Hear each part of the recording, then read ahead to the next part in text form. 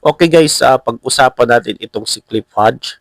Nung Sunday, laban ng Rain or Shine versus Meralco, I think second half yun nangyari. Yung kay Adrian Nocum, nasa kanya yung bola tapos ipapasa niya kay Manaytay, Christian Manaytay, yung rookie ng Ross. Pinasa niya tapos alam naman natin sa itong si Adrian Nocum, malakas tumalon ito, no? Grabe itong player na ito, hype ito si Adrian Nocum, no? Kaya pinasa niya kay Manaytay. Habang pinasa niya ito, itong si Cliff Hodge, no? Ah, si itong si Cliff Hodge na nabangga niya nabangga niya si Nocum. So nagkabungguan sila. I think nagkabungguan sila sa tuhod, no? Kaya naninilipit sa sakit itong si Cliff Hodge. Ganon din uh, Cliff Hodge, no? Si Docum naninilipit sa sakit, ganun din si Cliff Hodge, to.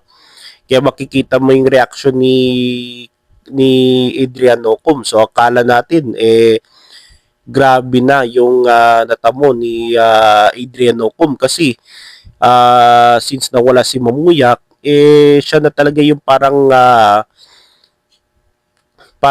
inaasahan na talaga ng Rain or Shine. Pace talaga ng Rain or Shine itong si Adrian Nocum pagdating sa scoring, no? Kaya itong si Adrian Nocum, so kala natin grabe na yung tinamo niya, no? Dahil nga dun sa bungguan nila ni Cliff Hodge, no? Kasi sa tuhod masakit 'yan, no? So kala natin grabe na, no? Tapos ang nangyari doon na unsportsmanlike foul itong si Cliff Hodge. I think hindi siya na-eject, no? Tapos si Adrian Nocum naka-recover naman after yung nangyari. Despite na hindi maganda yung performance niya kumpara nung last game versus Magnolia kung saan isa sa mga nagpanalo talaga sa Mags, no? Ay laban sa Magnolia. Sorry, itong si Adrian Nocum. So, despite of that, nanalo pa rin yung Rain or Shine, no? Uh, Salamat na lang hindi nagbintis yung dalawang tira ni Quinto. Yun. So nangyari doon, nanalo yung Rain or Shine laban sa Meralco. So after ng game, itong si Coach Yang Yao ay tinawag si Cliff Hodge na dirtiest player na PBA. So ano sa tingin nyo guys? Agree ba kayo na si Cliff Hodge ang dirtiest player ng PBA? Ako, sinubaybayan ko na yan itong si Cliff Hodge. Matagal na ito sa PBA, no? At isa lang yung team niya talaga, Meralco Bolts.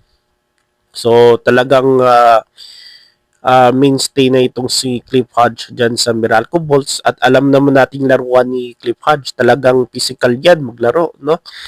At I think intention niya or hindi, no? Hindi niya intention yung manakit ng player, no? Part naman yan sa basketball kasi basketball is physical sport pero yung sobra na talagang manakit, no? So hindi na talaga yan. Hindi na talaga allow yan, no? Paano na lang kung grabe yung tinamo, no? Dahil sa ginawa ng player na yun, no? Baka nag-risk yun sa injury, no? So na-aksidente mo na injured yung player, no? So yun yung pinag-aalala natin, no? Pinagwo-ward natin, no? Itong si Cliff Hodge, alam naman natin yung laruan niya, no? Talagang physical at parang yung laruan niya is sa laki ng katawan ni Cliff Hodge, no? Sa laki niya is para siyang American football player, no? So ganyan, alam na natin yung American football yan no? Physical talaga yung laruan niya, grabe pa yan kaysa basketball, no? So talagang banggaan yan, no? Pag American football.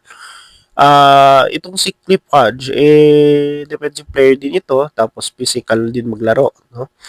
At sa history ni Cliff Hodge, marami na siyang nasaktan na player, no?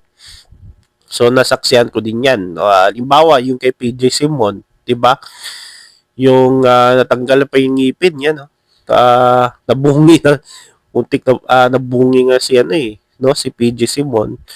Ganon din yung kay Baroka, kay Alex Cabagnot, sa Inebra, 'di ba? Yung ilang beses sila nag-finals at medyo physical yung laban nila. Tapos sino pa ba? Si Kitty Menes. At I think si Calvin Abueva, no? Nasaktan na rin niya si Calvin Abueva. So, agree ba kayo na physical, dirtiest player na PBA itong si Cliff Hodge? Malamang, no? Hindi ko alam kung intention niya ba mga manakit ng player o hindi. I think hindi naman, no? Sa tingin ko kay Cliff Hodge, medyo gigil lang talaga maglaro si Cliff Hodge kasi gusto niya rin niya manalo. Gusto niyang ipanalo yung kanyang team. Ganon din yung mga lahat ng players gusto talagang manalo. Pero yung kung gusto niyong manalo dadaan niyo sa sa maayos, no? Hindi yung nagsasakitan o nag-aaway, no? Nag-aaway yan dahil sa So, well, malamang na dirtiest player talaga itong si Cliff Hodge. At ang tanong dyan, napaparusahan ba ng PBA itong si Cliff Hodge? So, ilang beses na itong nananakit ng mga player. Kasi si Calvin Abueva, nakita natin, di ba? Si Calvin Abueva, ang pinagkaiba nila ni Cliff Hodge, no? Ito si Calvin Abueva kasi si Belga, si Almasan, sino pa ba? Magaling lang talaga sila sa mga asar eh. Mga asar lang talaga yun. Well, physical maglaro yun, pero mostly talaga mga asar talaga eh. No, minsan nakakatawa lang nitong dalawang itong si Calvin Abueva at si Belga. At yan, no? Pang-asar lang talaga yan sila, no? Si si John Amores, si ganun din, di ba? Si Nabong, no? Pikon lang talaga yan, no? Mainitin ng ulo kaya napapano sila sa gulo. Buti na lang si Amores nagbago na, no? Sana nga nagbago na talaga si John Amores. At parang nasaktan na rin ni Cliff Hodge itong si John Amores, no? Buti na lang hindi talaga si John Amores kasi nagbago na talaga yun eh, no? Nung time na yun. At yun, no? Talagang dirtiest player talaga itong si Cliff Hodge. So, ano sa tingin nyo guys, no? So, yun yung sagot ni Coach Yeng Yao. Itong Meralco, sumagot din naman yung Meralco. Of course, depend nila itong player nilang si Cliff Hodge. So, yan guys. Di natin alam, no? Pero sa tingin ko, hindi naman niya intention manakit ng player mula sa kalaban eh, no?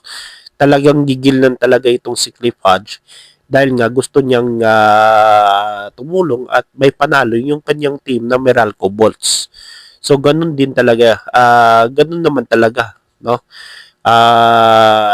Lahat ng player talagang gustong manalo. Pero yung kung gusto kang manalo talagang dadaanin mo sa malinis na paraan, no, sa maayos, hindi yung nagsasakitan, no, saktan mo yung player para manalo ka. So hindi naman ganoon, no.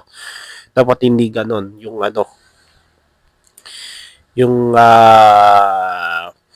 layunin mo para gusto mong manalo dadaanin mo sa malinis na no, intention. Huwag kang manakit ng player na ikapapahamak din ng kalaban, no? So, ang tanong dyan, ilang beses na yun nasangkot si Cliff Hodge na involved dyan, ano ba yung action ng PBA dyan, no? So, yan yung tanong dito sa na ito. No, so napanood ko yung live ni Snow Badwa, no? Yan din yung yung topic nila Cliff Hodge, no? At well, kung umulit naman itong si Cliff Hodge sa mga next game ng Meralco Bolts, so I think tingin ko, monitor na ito ng PBA. Kasi kapag umulit na naman ito guys, baka mumultay naman ito si Cliff Hodge. So, mumulta dyan, mga libo-libo yan, no? 100,000 yan, no? Bawas yun sa sahod mo, no? Kapag mumultahin ka dyan. Tapos, I think may community service pa yan, no? At kapag umulit-ulit na naman, no? So, another na naman na, multa, no? Thousands of money na sayang, no? Tapos kapag umulit na naman, no, ilang beses na yung ginawa niya, baka masuspende na ito at posible din maban na ito sa PBA, no? Buti nga si Calvin Abueva, no? Si Calvin Abueva na ilang beses na yan na suspend, no? Akala ko ban na yun si Calvin Abueva, pero yan, no? Nandyan pa din si Calvin, no? So yan, tingin ko mga next game, i-monitor na yan si Cliff Hodge, no? So yan guys ang topic natin, no, si Cliff Hodge.